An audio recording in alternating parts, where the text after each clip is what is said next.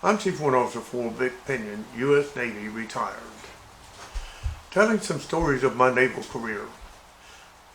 This story was while I was a Chief Petty Officer serving aboard the USS Ranger, CV-61, during the Vietnam War.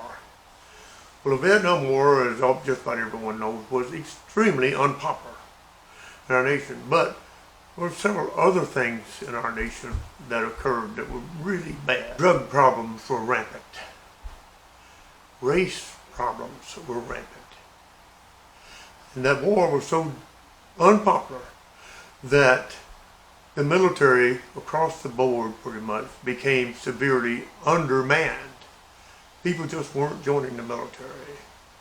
And the Navy and DOD did some dramatic things to try to get people in the Navy. They lowered recruiting stations, or not stations, but recruiting standards, and got some really undesirables into the Navy. Well, we had to work those people, and at one point aboard the Ranger, we were going to deploy. We didn't have enough people to deploy. And the commanding officer of the ship went out begging people. They turned out the Treasure Island Naval Brig and marched those criminals aboard the ship just before they pulled up the bow. And they gave each one of them a clean slate. B-2 division I was in, got 16 of those people. We still had 12. We still had 3 of them when we returned. No, 4. We still had 4 of them when we returned to the States after that deployment. The rest of them we'd gotten rid of individually, one by one, as they broke laws and violated things and did some bad stuff, and went through captain mass and court martials and all kinds of stuff, which occupied a lot of my time because I had to go to XOI and captain mass at each and every last one of them. We had some troublemakers among some of the people that came into the Navy. I think I told about this one ordained Baptist preacher that joined the Navy, I believe, for the purpose of identifying racial problems so that he could exploit them.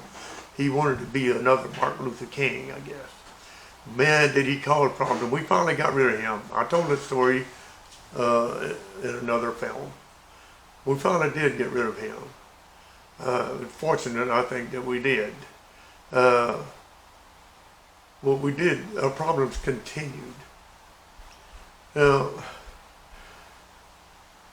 at one point aboard the Ranger, even though we had billets for, I think, 140 men in V-2 division, we got down to 74, including me. I was the only AB chief in V-2 division. And we only had like 4 first-class petty officers in V-2 division. So, although we were manned at basically half strength, but the more junior enlisted people were not. They were manned at better than half strength. But the career cadre, your professionals, your senior petty officers, we were severely undermanned to about like 25%. It was a struggle.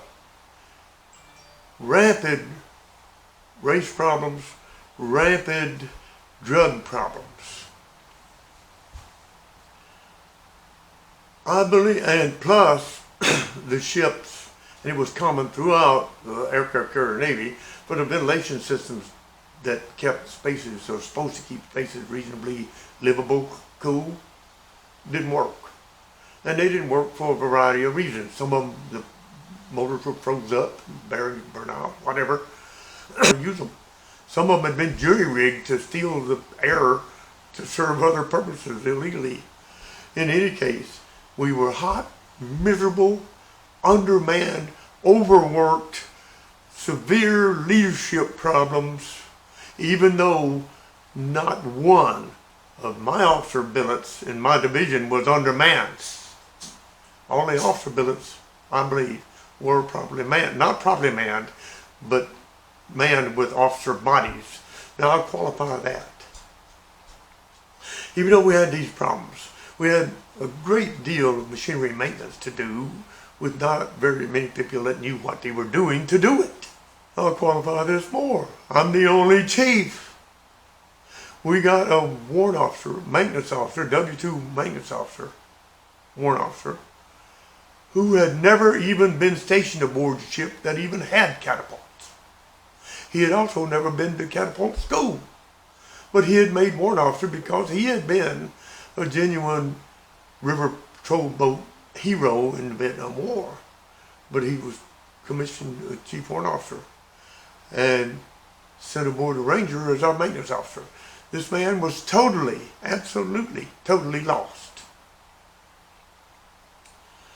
And it may have been because of him that I made warrant officer, because I was doing what portion of the maintenance officer job that I could in his absence, because he didn't hang around.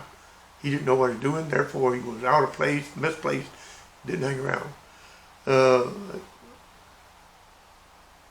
But my division officer told me, he said, "Hey Chief, you ought to apply for the warrant or LDO program." I said, "No, I'm happy being chief." Well, I'm the only chief in V2, for God's sakes. I'm working my tail off. But I was happy, believe it or not, I was.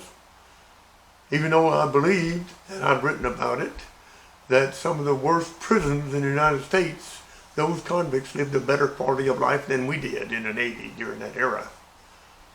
I'm telling you, it was bad. Well, we survived. We survived the Vietnam War. And the Ranger, I later learned, had been deliberately further undermanned below what the other ships were, because it was going to change home ports from Alameda to San Diego, and the detailers were saving money by not replacing married people that either got retired, discharged, or transferred away until after the ship got to San Diego. That way they wouldn't have to pay the cost of transferring households from Alameda to San Diego, as many of them. And I was told that, and I was angered by that, because, man, we were already severely undermanned, and they further undermanned us to save a buck. Well, they may have saved a buck, but they may have cost some too. I'm not sure about it, but those aircrew squadrons, maintenance people in squadrons, were also undermanned. The whole Navy was, the whole Department of Defense was. And I wonder if that undermanning in the air crews, especially the Rangers air crew, because we were going to change home ports, I wonder if they undermanned their professional enlisted cadre to the degree they did the ship's force one. And therefore people didn't know what they were doing or how to do it, and may have installed a wrong bolt, a wrong part in that airplane. That A3 that I told about. It's possible. I don't know. But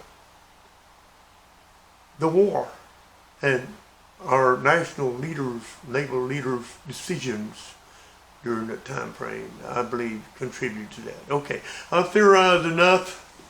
I still have a lot of thoughts, and I may suffer a little bit of PTSD from that Ranger situation, the overall Ranger situation. The accidents that happened, the people that were injured or killed or whatnot. I probably do. Y'all carry on.